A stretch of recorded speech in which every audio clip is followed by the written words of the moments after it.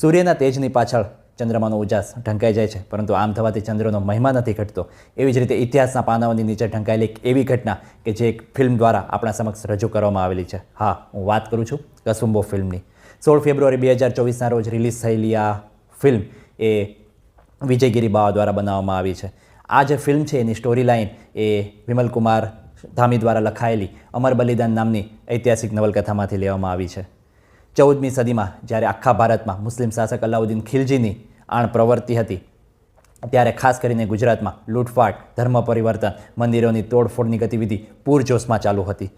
પાલિતાણામાં આવેલા શેત્રુંજય તીર્થ પર આવેલા સિદ્ધગિરિવરના દહેરાની તોડફોડના અર્થે આવેલા અલાઉદ્દીન ખિલજી સામે આદિપુર ગામના મુખી દાદુ બારોટ અને તેના જેવા બીજા 51 બારોટ ભાઈઓએ જે રીતે તેની સામે ઝઝૂમીને જે દહેરાનો બચાવ કર્યો અને દહેરાના કાજે પોતાના અમર બલિદાન કર્યા, એ અમર બલિદાનની કથા એટલે આ કસુંબો ફિલ્મ.